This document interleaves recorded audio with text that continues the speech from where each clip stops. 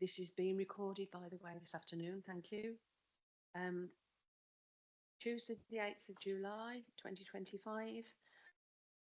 Agenda is in front of you, ladies and gentlemen. The first item on the agenda is to confirm the minutes of the meeting held on the 8th of April. Ladies and gentlemen.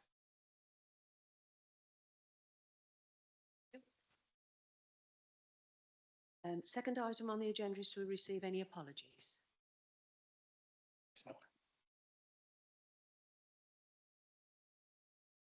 Third item on the agenda is declarations of interest. Okay, thank you. Fourth item on the agenda is the Integrated Performance Management IPM report, Q4 and the first year outturn 2024 to 25, report of the Chief Operating Officer. Thank you, Jackie. Thank you, Councillor Perry. So I'm very pleased this afternoon to be presenting the first year of the outturn against the Council Plan of 24 to 28 and to report that successfully completed that first year of operation and progress has been made in all areas, which is clearly very positive.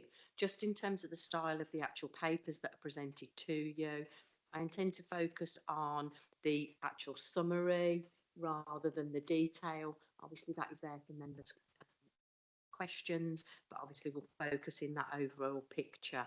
And the other thing I would like to just pick up at the end is that as you members, we agreed that we would each year review the indicators to decide whether or not they remained or whether in fact we wanted to change them. And so there are some tweaks in terms of indicators as well.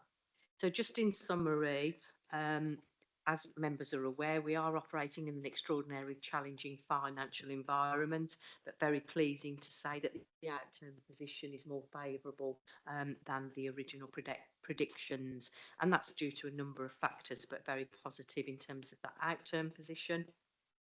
And the commercial income, again, has proved to be very strong in terms of the generation of that. And more importantly as well, we're still maintaining that above 98% occupancy at our commercial sites, which again is very positive. And in terms of our engagement with the businesses, as members know, that's been a big focus. And we're operating with over 530 businesses that we're regularly connecting with. And then the other end of the spectrum is where we're helping those people on their journeys into employment and the Creating Brighter Futures programme. And we've seen 265 individuals get funding to gain the qualifications, but importantly, their support in terms of helping them back into the employment. And again, members contributed towards actually the additional crew to do the environmental improvement works. And again, I think we can collectively all say that all of the projects that have been done have been very well received by our residents. Just in terms of overall crime, the authority is clearly a low crime area, but we are still continuing to see progress in terms of the overall crime decreasing by 5%, which is still an important thing to acknowledge, and very positively to see that the new partnership which came into effect in 23 for disabled facilities grants is now starting to really see the benefits of that in terms of both the number of adaptations that are being completed and the spend. Just in terms of, to just finish off then, in terms of our contact centre, the last quarter where calls waiting over 10 minutes reduced from 30 to just 2 and calls waiting over 15 minutes dropped from 19 to 1. So again, we can see that we are responding very, very positively to our customers in that initial contact, but importantly, the staff are getting it right first time as well. So as I mentioned, we obviously have looked at reviewing the suite of indicators. The vast majority of them remain consistent. However, we have made a few tweaks to them in terms of one of the things we said we would develop during the first year was actually getting more of a leisure centre user satisfaction survey rather than what we've traditionally used is just in terms of the number of memberships and how positively that has been over the last 12 months. So we will be doing some leisure centre user surveys during this year, which we'll happily report to members during the year. And we've also brought in an indicator.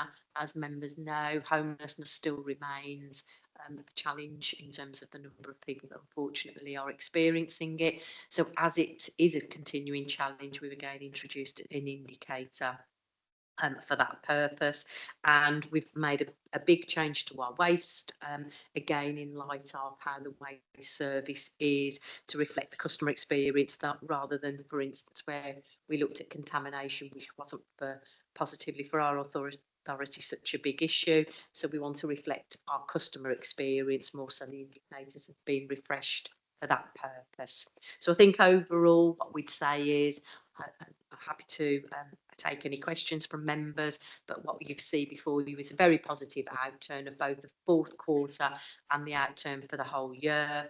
But importantly as well, you're supporting those new indicators which we will use to measure and demonstrate progress over the next 12 months.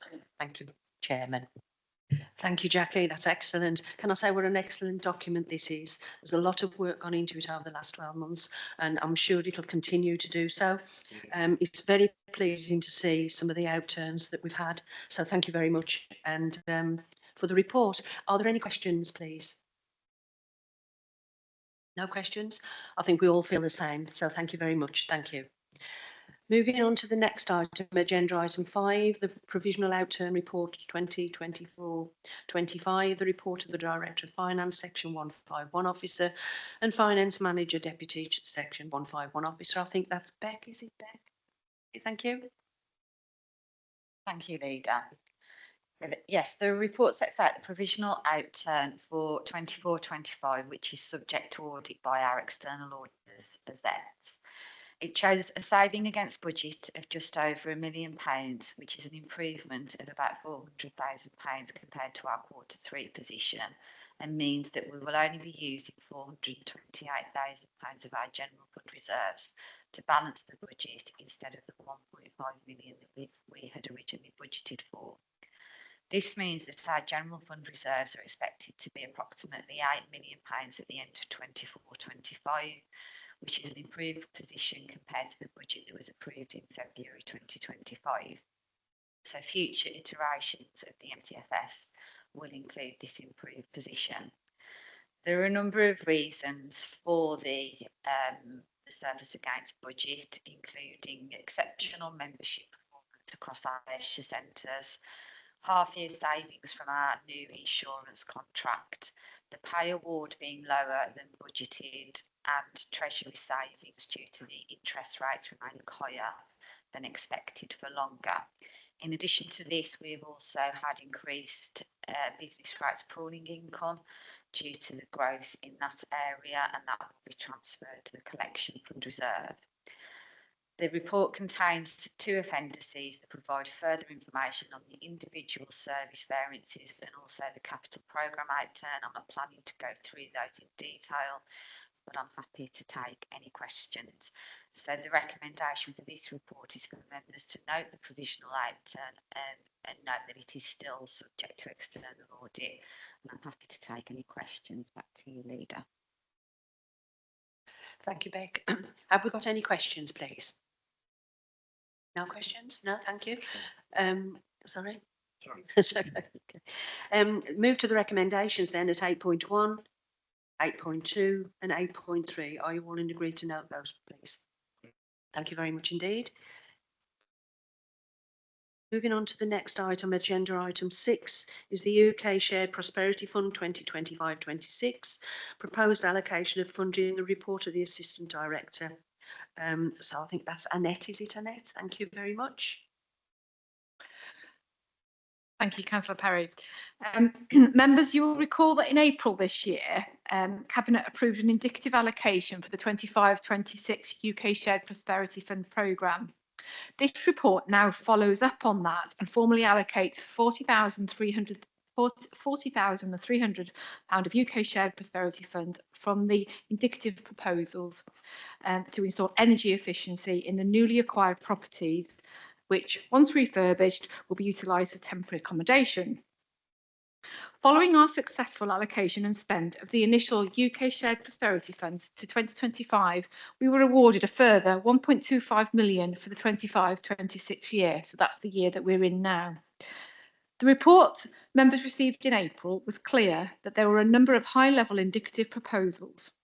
This, amongst a range of interventions, included the installation of energy-saving measures at the newly acquired properties.